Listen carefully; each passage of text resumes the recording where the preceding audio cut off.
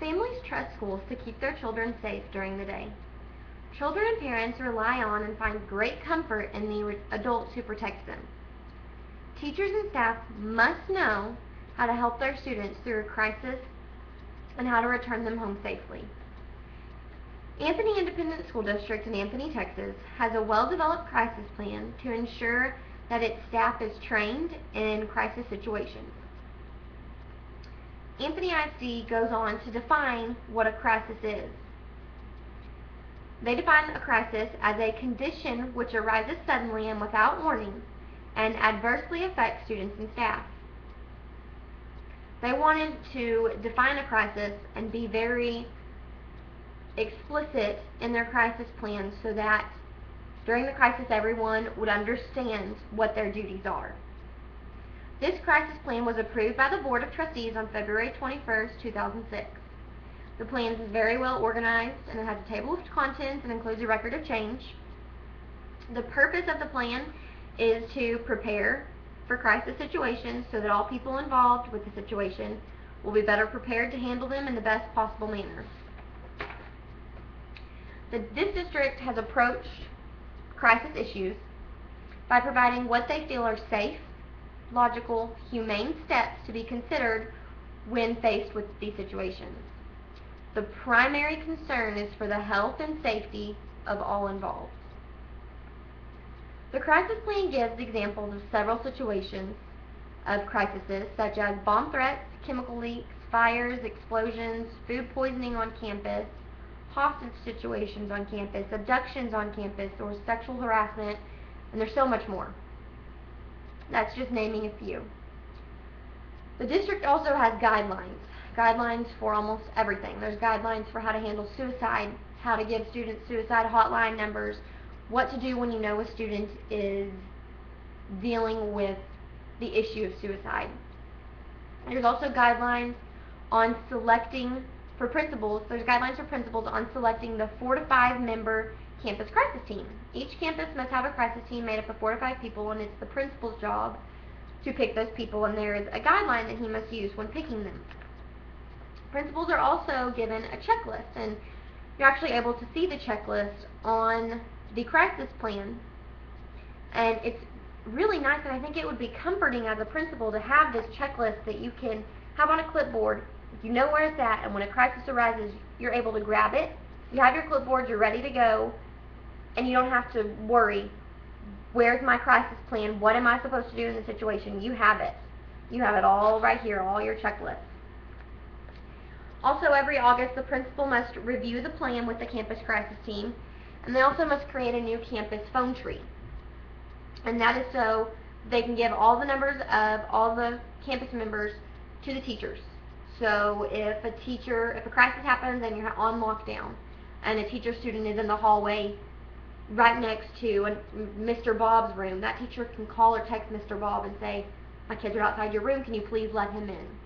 And it just gives teachers a safe sense of mind that they have each other's numbers during a crisis situation. The principal must also have an updated list of shelter facilities and the capacities. All the shelter facilities near them and the capacities, so that if a weather situation happens, a weather crisis, and there's not a safe enough facility in your building, where you would take your students.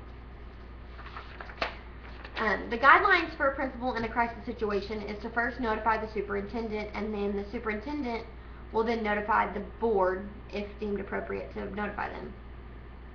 The principal would then designate a member of the crisis team to stay at the central office. So if the school is having to evacuate, the principal would designate a particular campus member to stay on campus during that situation. He would then determine what other kinds of assistance are needed and designate district-wide campus crisis team members to handle those needs. The principal would then he will continue to monitor the situation and then contact the superintendent to determine whether media should be notified. Media is a great way to let parents know what's going on, and so it's up to the principal to confer with the superintendent to decide whether media should be notified. The authorities that are listed in the crisis plan that should be notified are the superintendent, the district-wide campus crisis team, obviously the principal and the campus crisis team, the Anthony Police Department, the Anthony Fire Department, the Sheriff's Department, and any medical personnel that would be needed in the situation. The organization of the campus crisis plan, it's very organized, it's very well laid out. The lowest level is Code Blue Level 1. And the crisis plan gives you some examples of what would be considered a Level 1 Code Blue, and that would be things such as a nonviolent and unarmed individual, but we don't know who it is on campus, or a distraught visitor, so a distraught parent. They're just not, they seem a little off, but they're not being violent. That would be a Level 1, and it goes on to tell what the principal should do in this situation, what the administrator should do, what their duties are, what the main office's duties are, what the teacher's duties are, the campus security duties, even the custodian, what the custodian should do in that situation, and then the police duties. And then we would move on to Code Blue Level 2, and that's called the intermediate level. And that would be if a Code 1, so Code Blue Level 1 situation, such as a distraught parent was in the office. Code 2 would be if that elevated, if the parent started getting upset and started making threats. That would be a Level 2 and intermediate. And it would go on to say, you know, what an administrator should do. First, inform the superintendent. Then verify information. Go speak to the parent. See what's going on. Contact campus security. Remain in radio contact with the office. Keep everyone in the know. If you need to, have your staff have a lockdown. Lock down the rooms if you're having threats. What the main office would do. What the teachers would do. Again, custodian, police, all of those people, what they would do in the situation. Once it moves on from Level 2, you'd move on to Level 3. A Code Blue Level 3, which is called the critical level. And in this situation, it is where they're causing casualties, where you are in serious danger, where the students and the staff are in danger. And it is when any incident may escalate from Level 2, when there's an unarmed person, when there's some kind of weapon, when there's a suicidal person, a civil disruptance, anything like that would be considered a Level 3. And the first thing you would do as an administrator is call 911. This surpasses calling the superintendent first. It first is call 911, identify safe zones, and prepare your students and staff to get in those safe zones. And so the organization of this crisis plan is very laid out, and it's very easy to read and very easy to understand for all of the parties involved. It then goes on to give communication guidelines in the crisis plan. How would you communicate with the media? How would you communicate if you were in a debriefing situation? And it goes on to give media commandments, such as if you don't want it printed, don't say it. Or if you know your story is going to get out, go ahead and tell it. Be the first one to give your story out. Don't wait for others to give it out. Be the first one. So it goes on to how to handle crisis situations in the media, how to handle crisis situations with the police.